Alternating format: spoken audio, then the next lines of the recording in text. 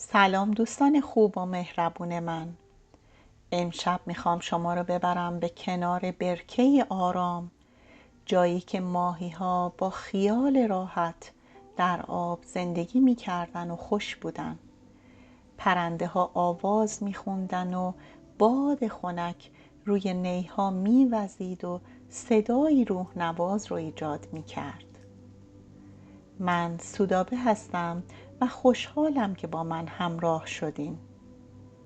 این داستان جالب رو از دست ندین و تا انتها همراه من باشین و لذت ببرین. و اما قصه امشب، حکایت اعتماد بیجا، فریبکاری و هوشیاریه، از کتاب جاودانه کلیله و دمنه. قصه‌ای به نام مرغ ماهیخوار و خرچنگ. یکی بود یکی نبود. در کنار برکه‌ای سرسبز ماهیا و لاک‌پشت‌ها و پرندگان و بقیه حیوانات کنار هم زندگی می‌کردند.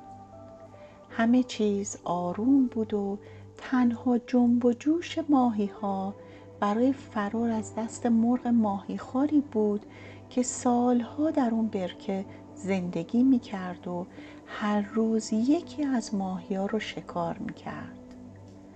سالها به همین شکل گذشت و مرغ ماهیخوار که حالا دیگه پیر و ضعیف شده بود و نمیتونست مثل گذشته چابک باشه و با منقار تیزش ماهیا رو شکار کنه، حسابی احساس ضعف میکرد.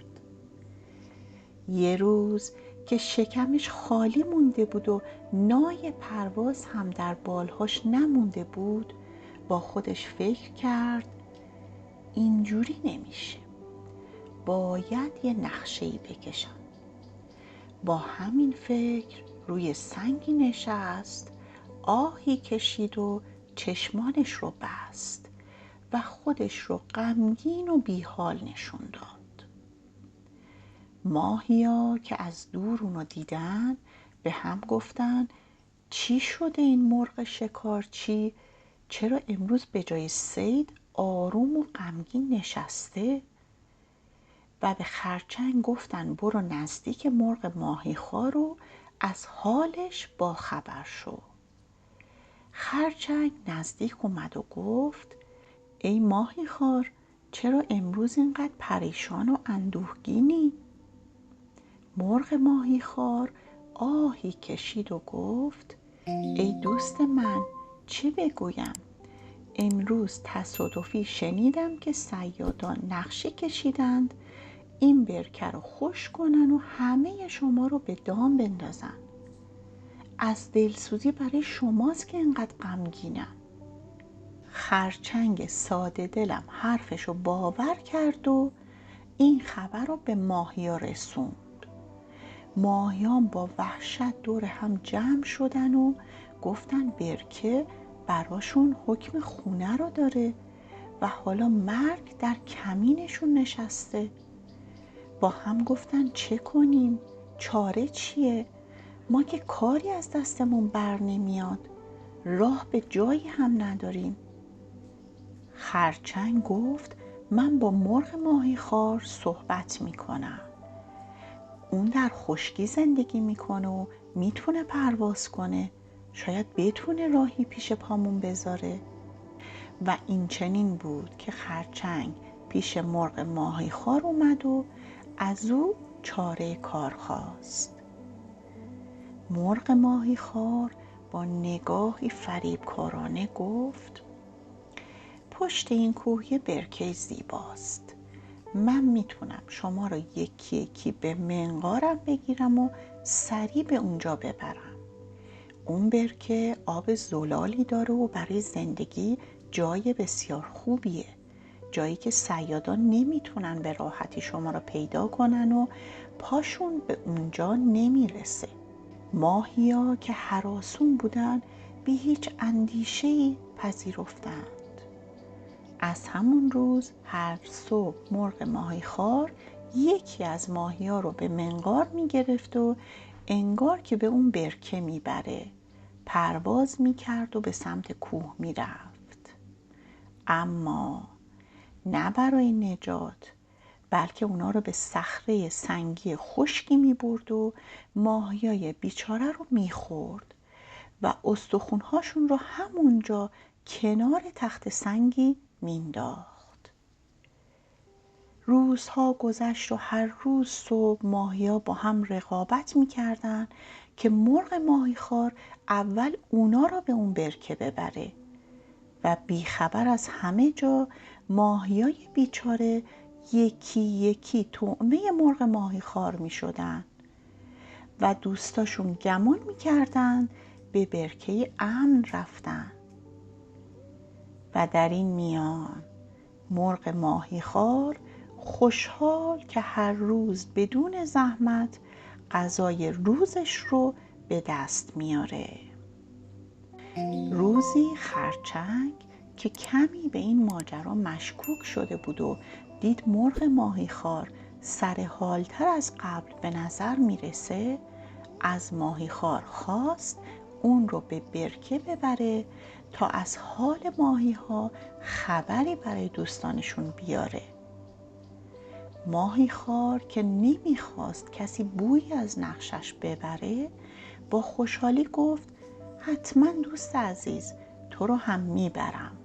و پیش خودش گفت خرچنگ رو هم تو راه سر به نیست میکنم و به ماهیا میگم که خرچنگ کنار دوستاتون در برکه جدید موندگار شده.